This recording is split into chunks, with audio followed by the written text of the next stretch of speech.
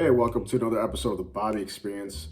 Topic of today's video, I was catfished about a month ago, and it was off of the dating app Coffee Meets Bagel. So for those of you that don't know, the term catfish, it basically means being misled on a dating app where you communicate with someone who has a false identity that they're presenting themselves of being one person, but it's not really them. So just to dive into today's story. So I was on the app like I usually am, just sending out the likes. I barely get much of any response. And then I do get a response from this woman here, or someone who claims to be this woman by the name of Emily. So we start off with small talk, and then she asked for my number. And like I'm a little bit feeling a little bit taken aback a little bit, because it's kind of unusual that they would ask for a phone number right away. So I just gave it anyways. Didn't know if she would actually call me or text me, but she actually did. No red flags were raised really at this time, because I thought of how usually they'll ask for like a WhatsApp number. These women with these these Asian American women with these profiles would ask for like your WhatsApp, and then they'll try to pitch you something with cryptocurrency. But she didn't do that. It was my actual number she asked for. So I just gave it to her, and I don't hear a response for a couple hours. Next thing I know, I get an actual text from her. And we just began chatting, and then something I noticed though is that on her profile it said that it was showed her to be in Indiana. Well, the number showed for her to be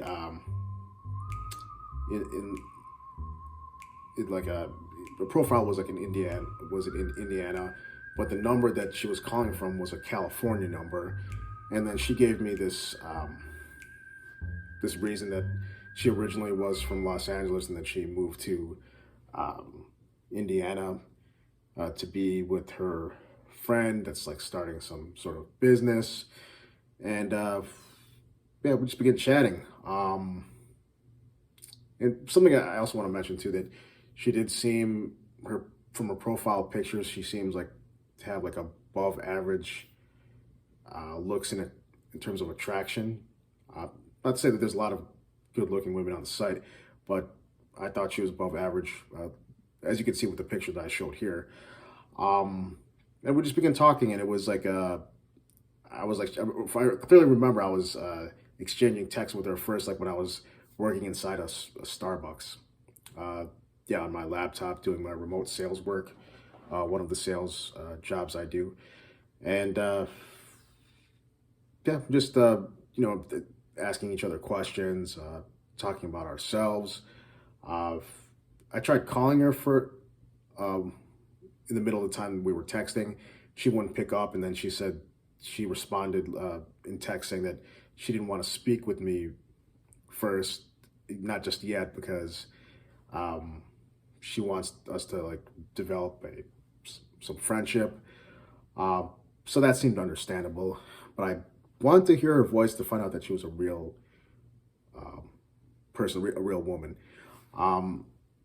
So I just continued to chat, and then this was during the time too, the day before, I believe, like there was going to be the Anderson Silva and Jake Paul fight, and I let her know that that was something I was going to watch, and she began, and we even texted during that time too, while that was going on.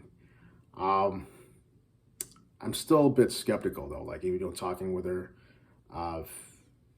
because she's in this town that I've never heard of, like, and I looked it up on Google Maps, and I think it's more than like 3 hours away.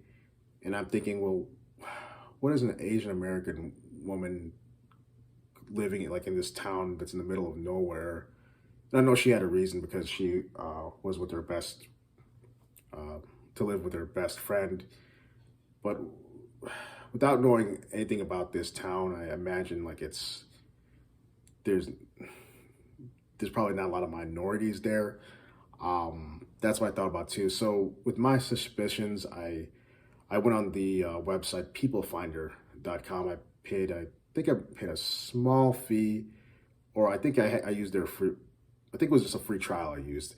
Uh, so to look up her number, and there was actually two numbers. So get this, while I was texting with her, I she texted me from one number and then another, and she said that like her other phone got fell in some water, it got damaged, so she was texting me from the other one.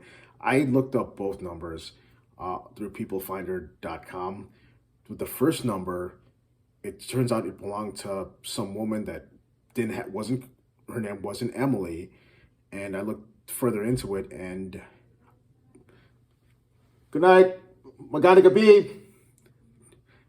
Just saying good night to mom. So I looked it up, and it turns out that woman is deceased. Yeah, it was weird, but then I still gave the benefit of the doubt. Maybe she got the number right after her. I guess after like she that woman passed away, and maybe the records weren't up to date. But I would think on peoplefinder.com they would be the most up to date records. So I looked up the second number, and it belonged to this person with this Japanese last name, but it was a male.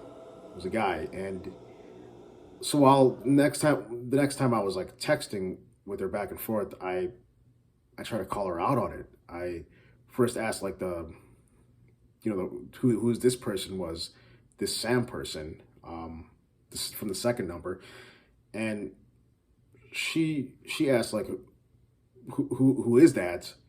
Are you talking to me or this Sam person? And then I said that like I went on to look it up, like who that number belonged to, and that was the number. And then all of a sudden she's claiming that that's her brother. But then I'm thinking, how could that be? Because what I find out is that person's around 90 years old. So how can she be so young and have a brother that old? That is just not possible.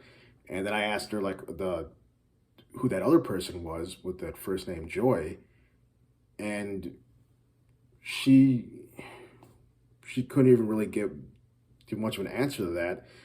And then she's questioning me as to why I'm, why am I looking these things up? And then I just simply tell her that there's a lot of fake profiles out there, and I'm just trying to protect myself. And she's asking me like, if you don't trust me, like, why are you texting me?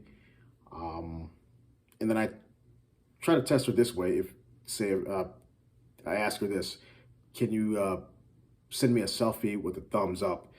And her response was, if you want to play these kind of games, that to go play Sherlock Holmes, that she's not going to play these kind of games with me.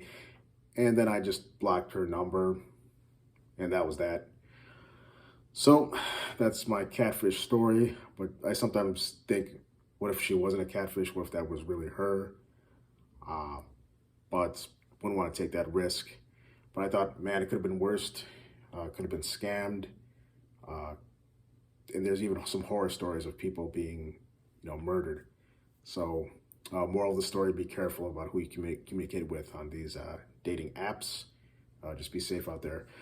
Well, this is Bobby with the Bobby Experience. And yeah, hope you had a great Thanksgiving. And we'll see you in the next video.